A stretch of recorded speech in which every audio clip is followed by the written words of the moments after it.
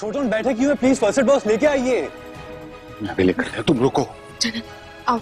मेघा छोटन मेरा कमरा यहाँ पे, आप कहाँ जा रहे हैं? अनी मेरे कमरे में भी फर्स्ट एड किट है। ऐसा नहीं कि जनक की चोट सिर्फ तुम्हारी दवाई से ठीक हो जाएगी। और ये सुनकर तो जैसे अनी के पैरों तले जमीन खिसक गई है।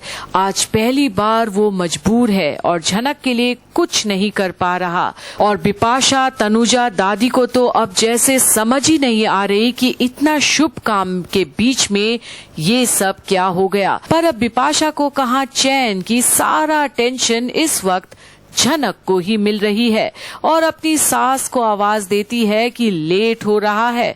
और वहीं अब तनुजा भी बोल पड़ती है। और इसमें इतना क्या टाइम वेस्ट? हाँ वैसे माँ, हमें अर्शी के वहाँ भी जाना है। हाँ, और कोई बड़ा एक्सीडेंट नहीं हो गया है माँ? दिखाइए। लो, एक छोटा सा कट है, उसको लेकर नाटक करियो। वही मैं बोल रहा हूँ, इतना सा लगा है। देखो, पट्टी बांध लेना, ठीक हो जाएगा। रिलैक्स, नाटक करने की जरूरत नहीं है। तो मैं कुछ कह रही हूँ आपसे। और वैसे भी अब जहां झनक को अपमान सुनने की आदत सी हो गई है, वहीं अब क्या ही वो बोले। पर अनी अब असहज महसूस करता है कि वो करे भी तो क्या, जब सुनता है झनक को बिपाशा को बोलते हुए कि वो सब रस्म शुरू कर दे। छोटन आ जाएगा और मरहम पट्टी वो कर देगा। और अब बिपाशा वापस आगे बढ़ती है रस्म शुरू करने के लिए। पर बड़ो माँ अब झनक को डांट लगाती है। मैं ठीक हूँ बड़ो माँ। ठीक नहीं हो। देखो तुम यहाँ से फिर अर्शी के यहाँ भी तो जाना है, मुझे पता है तुम वहाँ पे भी खाना नहीं खाओगी।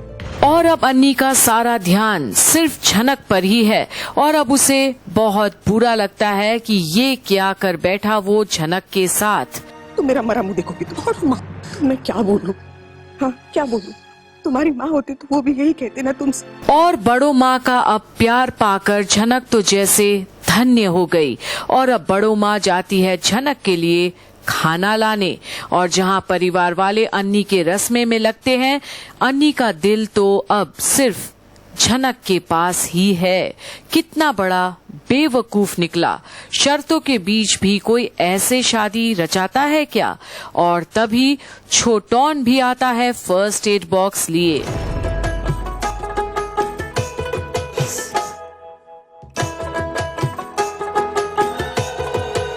वहीं अब अनी देखता है छोटन को झनक की ड्रेसिंग करते हुए और है बहुत परेशान।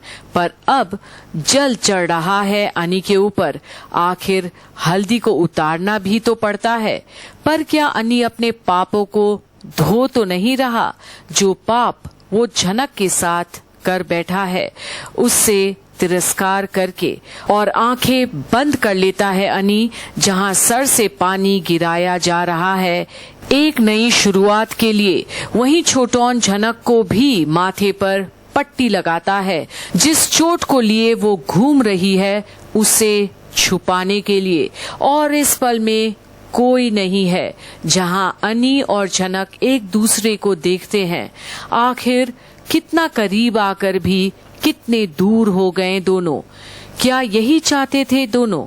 और अब अनी को अपने अंदर समा लेती है झनक और आंखें बंद कर लेती है।